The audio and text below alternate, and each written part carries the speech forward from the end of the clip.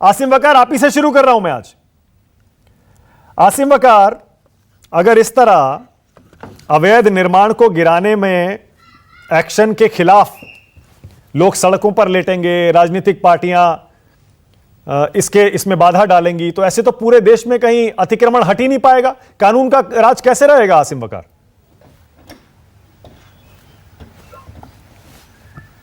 नहीं, देखिए, मैं आपकी 5-7 मिनट से सुन रहा था। ऐसा लगा कि पूरे देश की फिक्र सिर्फ माना गुप्ता जी को है और बीजेपी को है और बाकी सब जितने हैं वो सब देशद्रोही हैं। अच्छा लगा कि आपको इतनी मोहब्बत है देश से। और काफी दिन के बाद आपके चैनल पर आया हूं।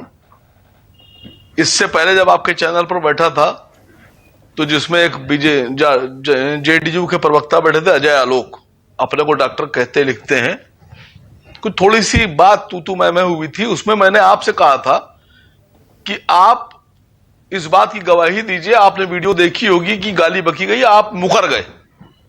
एक इतने बड़े चैनल के एंकर होके, रिप्रेजेंटेटिव होके आप मुकर गए। आपने कहा नहीं, मैंने देखी नहीं। तो मैंने आपको ट्विटर पे टैग भी किया था। मैंने झारखंड में एसएसपी से बात भी की थी, उसका भी प्रूफ मेरे पास है। उसमें गिरफ्तारियां भी हुई थी। उस दिन जो आपने जाने अनजाने गलत बयानी की थी, उसके लिए आपको देश से सॉरी बोलना चाहिए, सबसे पहली बात। सर, अब आप मुस्कुराइए या अंदर से मुझे थोड़ा सा बुरा भला कह दीजिए, दिल में उसकी फर्क नहीं पड़ता। मेरे मन में आपके लिए बहुत मोहब्बत है, बहुत लगाव है आपसे मुझे आसिम वकार। मैं आपको बहुत पसंद करता हूं निजी तौर पर। अक्सर आपसे अच्छी बातें भी होती हैं फोन पे, मेरे मन में भी है सर। मैं आपको बिल्कुल भला बुरा नहीं कहूंगा, बिल्कुल भला बुरा नहीं कहूंगा, लेकिन आप जो मुझसे माफी मांगने के लिए कह रहे हैं, मैं नहीं मांग सकता, आपको भी पता है। क्योंकि आप जिस दिन मेरे शो पर थे और उस वीडियो का जिक्र कर रहे थे, मैंने वो वीडियो नहीं देखा था। मैंने उस तरह का कोई वीडियो नहीं देखा था। अब आप मुझे वो मेरी इग्नोरेंस कह लीजिए, अनभिज्ञता कह लीजिए, कुछ भी कह लीजिए, कोई फर्क नहीं पड़ता। आपने उसके बाद मुझे व्हाट्सएप पे 1-2-3 वीडियो भेजे भी थे, ठीक सर, और उनके ट्विटर पे कुछ वीडियोस थे, उनके भी लिंक्स आपने मुझे भेजे थे। लेकिन मैं उनमें से किसी वीडियो की सत्यापन उनका नहीं कर सकता, आज भी नहीं कर सकता। 1-2 वीडियो शायद सही थे उसमें से, नहीं, मैं आपके चैनल 1-2 वीडियो सही होंगे, लेकिन वो हो गया मुद्दा पुराना। सर, अब आइए आज के मुद्दे पे। मैंने अब ये कहिए, अतिक्रमण पर कानूनी कार्रवाई क्यों नहीं होनी चाहिए? सुनिए सर,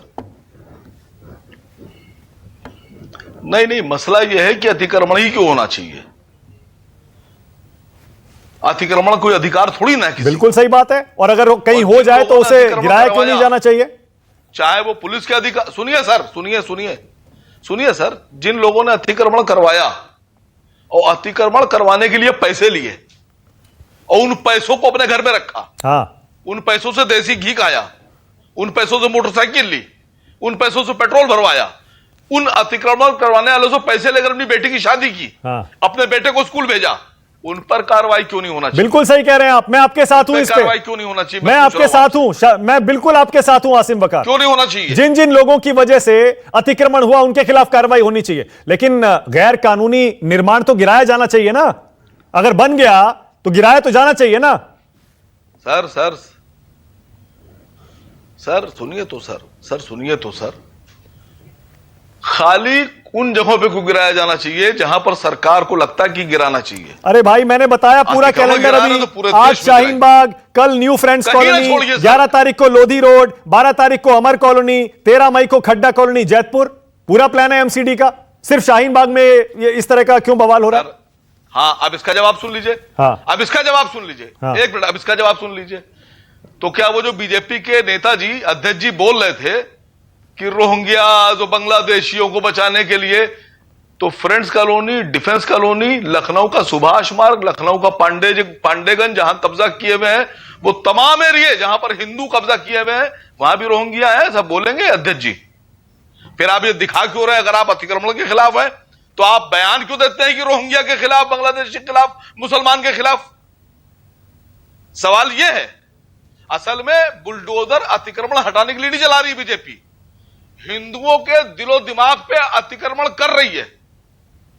इस प्लान से, बुलडोजर प्लान से, भारतीय जनता पार्टी और उससे जुड़े हुए नेता और लोग देश के हिंदुओं को दिखा रहे हैं मुसलमानों पे जुल्म, या यूं कहिए कि हिंदुओं को। अरे भाई, शाहीन बाग मान लिया, मैंने मान लिया, चलिए शाहीन बाग वो सीएए के खिलाफ प्रोटेस्ट के लिए जाना जाता है, पर new friends colony, Lodhi road, Amar colony, Jaitpur, ये सारे एरिया थोड़े हैं, वहां पर हिंदू भी रहते हैं।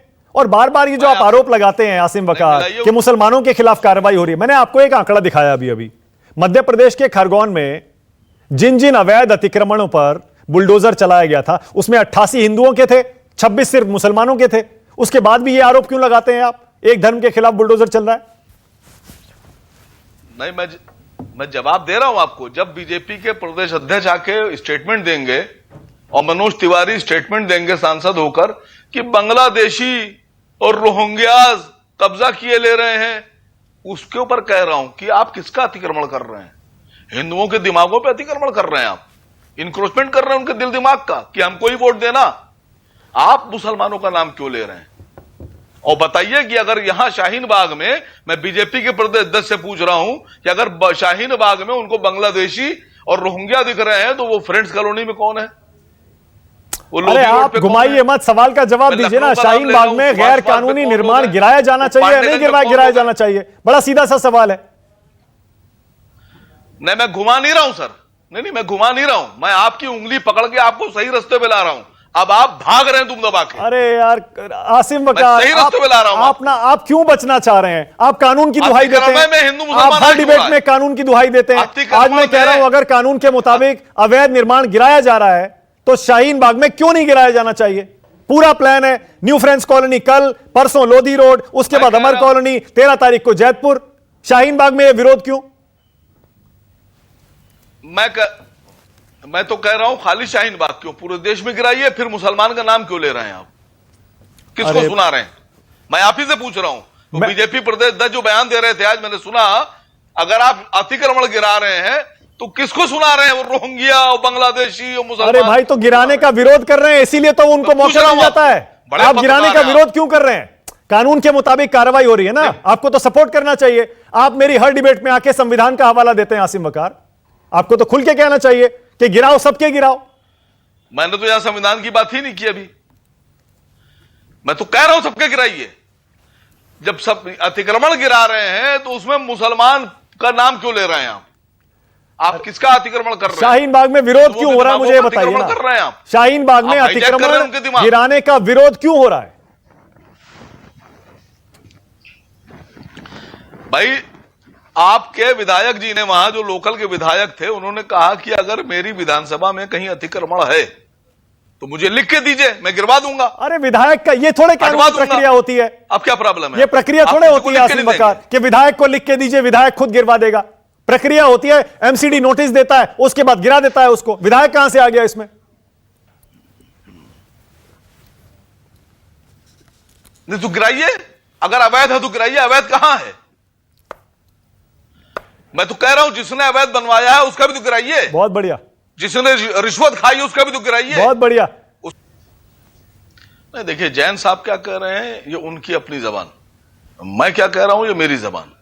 उनका अपना आइडियोलॉजी अलग है, मेरी आइडियोलॉजी अलग है। लेकिन एक बहुत अहम बात आपके चैनल पर बिल्कुल झटके से हो गई, किसी ने ध्यान ही नहीं दिया।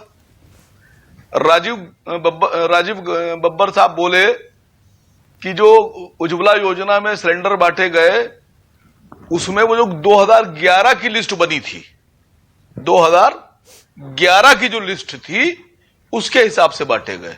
आपने मान तो लिया बाबूजी कि ये बीजेपी की योजना नहीं थी। अरे सेंसस कह रहे थे, सेंसस योजना नहीं, सेंसस जनगणना 2011 के जनगणना के आंकड़े उन्होंने इस्तेमाल किए।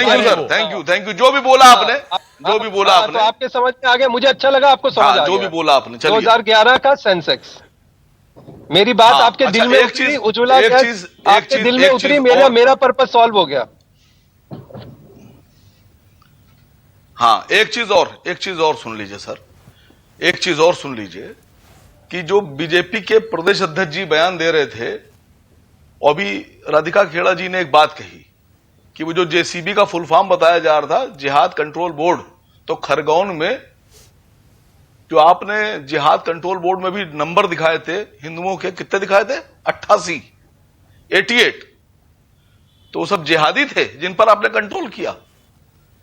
माना गुप्ता जी, कम से कम एक समन्वय बीजेपी से कहिए, इनके नेताओं से कहिए, आपस में कायम रखें। मतलब हिंदुओं के घर गिराएंगे और उसको आप कह देंगे जिहादी कंट्रोल। अब हिंदू भी जिहादी होगी आपके यहां। मैं मतलब खुद ही शर्मिंदा हूं आप लोगों से कि आप लोग क्या क्या चाह रहे हैं, कैसे सरकार चलाना चाह रहे हैं। कोई नियम, कोई कानून नहीं, जिसकी लाठी ठीक है, बहुत बढ़िया, बहुत बढ़िया राजीव बब्बर। ना एक सेकंड, आसिफ वकार, बहुत बढ़िया पॉइंट है आपका, आपका पॉइंट बहुत बढ़िया है, बहुत बढ़िया राजीव बब्बर। इसका मतलब जिन जिन लोगों ने कहीं भी इस बुलडोजर की कार्रवाई का विरोध किया, उसमें सारे मुस्लिम तो नहीं थे ना। जहांगीरपुरी देख लीजिए, खरगोन में भी देख लीजिए, वहां हिंदू भी थे ना जो विरोध कर रहे थे इस बुलडोजर की कार्रवाई का। तो इसको हिंदू मुस्लिम का रंग आप क्यों दे रहे हैं भाई? भाई मैं तो यही कह रहा हूं कि हिंदी मुस्लिम का रंग तो ये लोग दे रहे हैं, हम तो दे ही नहीं रहे। भाई जब एक्शन, अभी आप ही बता रहे हैं ना, जब दिल्ली में सब जगह एक्शन हो रहा है तो शाहीन बाग पे शोर क्यों मचा रहे हो? जैसा एक्शन बाकियों पे हो रहा है वैसे शाहीन बाग पे हो रहा है, यही तो मैं कह रहा हूं। ये तो ये लोग बनाना चाहते हैं, ये लोग ऐसी चीजें पैदा करना चाहते हैं। आप भी राजीव बब्बर यही कह रहे हैं कि सिर्फ मुस्लिम पक्ष विरोध कर रहा है, आप भी यही कह रहे हैं? मैंने मुस्लिम नहीं, मैं तो मुस्लिम नहीं, मैं तो इन पार्टियों को कह रहा हूं। मैंने एक बार भी अपने मुंह से मुस्लिम शब्द तो बोला ही नहीं। मैं तो इन पार्टियों का जो धंधा हो गया है तुष्टीकरण का, उसको कह रहा हूं। मैंने तो मुस्लिम शब्द अपने मुंह से एक बार बोला नहीं भाई साहब। ओके कुलदीप,